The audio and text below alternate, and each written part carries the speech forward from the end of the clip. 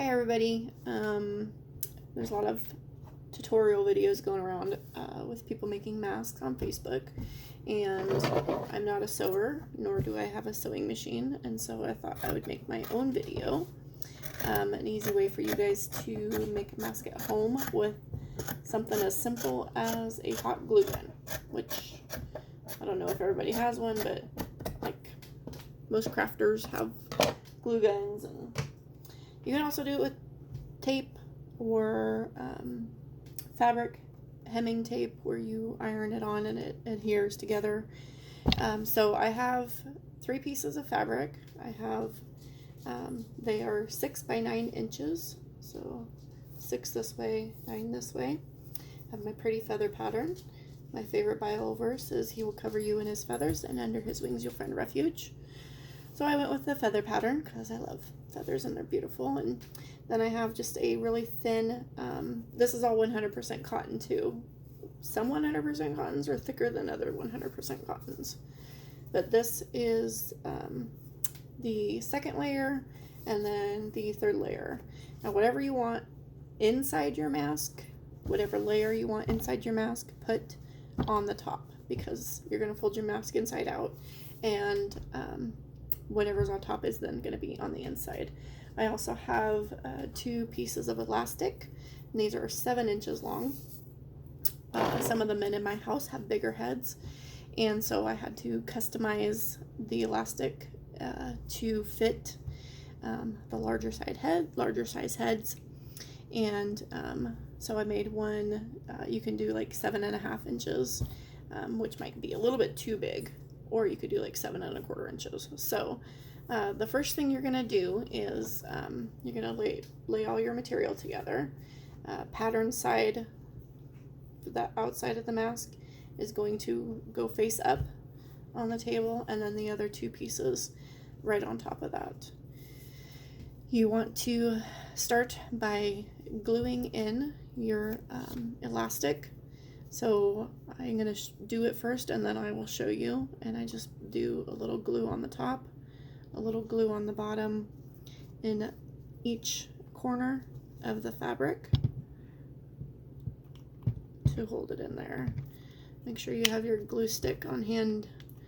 That way, if you start running out of glue, you can just add in your other glue stick. So let me show you how that turned out. Of course, you get glue on your fingers. So I glued it into the corners, just on the little close to the edge. One glue on the top, one glue on the bottom. And then you're going to glue the length of the fabric and then adhere the other 2 pieces onto that. So make sure your elastic is inside, and then just start gluing.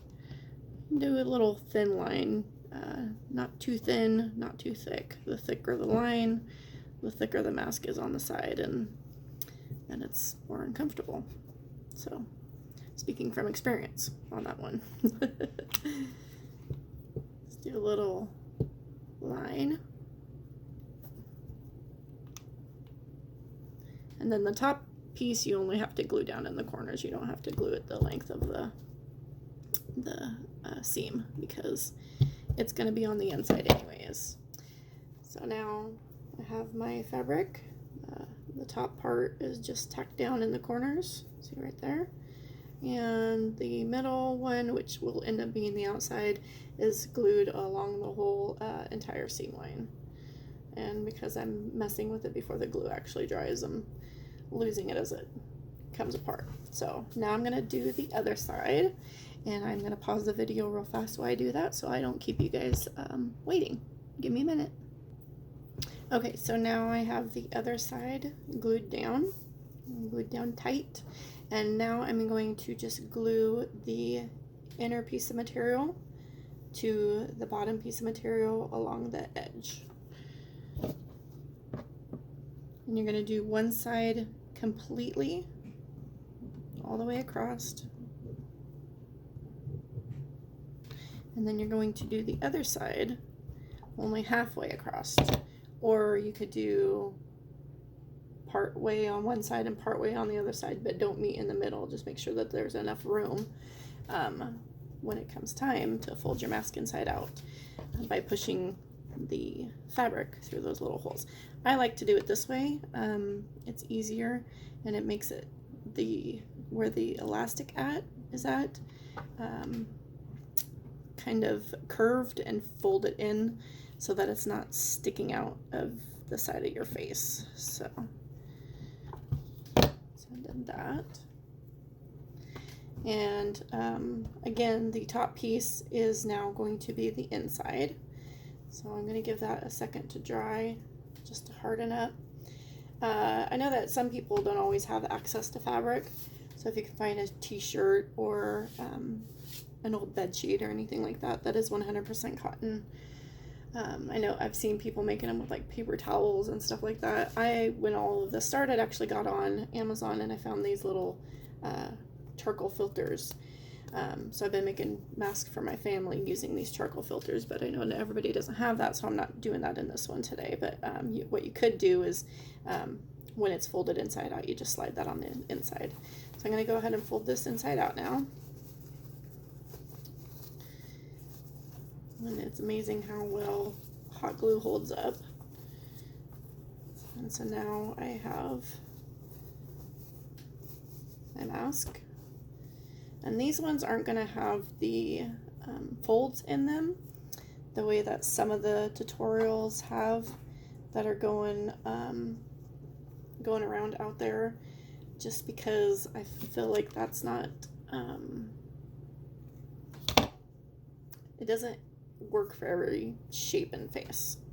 So I like to customize to each and everybody's face if you can, or just customize to your face, and then it would generally, I haven't had a problem. Like the ones I customized to my face have fit other members of my family and people. So now that you have it all together, you close the seam with hot glue, and so this is the basic finished product. And then you're going to put it on your face, put it around your ears, and you know, this isn't good, a hole right to the mouth because germs can get in there, and your nose can get in through there too. So what I do is I take it and then I make sure it's fitted where I want it to fit, and then I fold down the sides. So by folding down the sides, I'm closing that gap. And then I take it off, holding those pinches down, and then I glue those pieces to each other. One glue on the inside, one glue on the outside, hold it down. This part you kind of have to be a little careful with, because if you lose your fold, then you have to put back on your face, or you're guesstimating where your fold was at, and then trying to make sure you did it right. But that's why I said, you know, like everybody's face is different. So if it doesn't fit your face, then it'll probably fit somebody else's. And then put it back on my face, and see now those holes are closed, but there's a hole on the underside. So you can take it and you can fold the bottom, and then take it off and glue the bottom.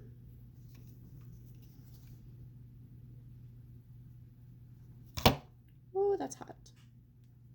And make sure you don't get it on your fingers. If you do, you're not going to get that big of a burn.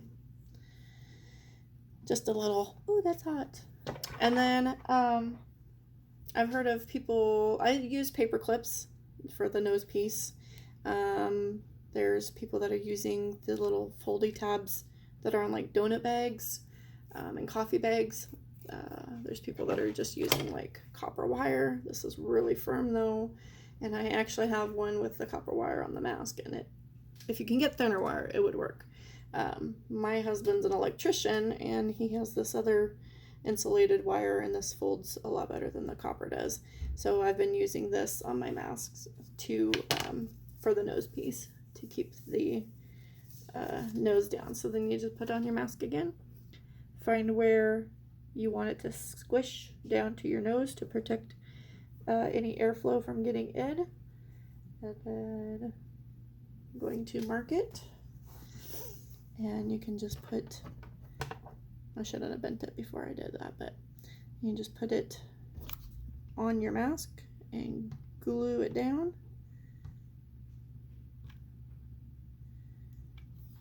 And this one's going to take a little bit longer to dry. So I'm going to pause the video because I have pretty big glued bumps on there. I'm going to pause the video, and when I come back, I'm going to have it on my face and you can see the finished product. Give me a minute. Okay, there. I have a homemade face mask, triple layer for protection, fitted to my face. The wire on the nose, so there's no air getting in my nose. You can press it down as tight as you want. No air getting in the chin and no air getting in the cheeks. So there you go. And that's how you make a homemade face mask. No sew, but using a glue gun. Thanks for watching.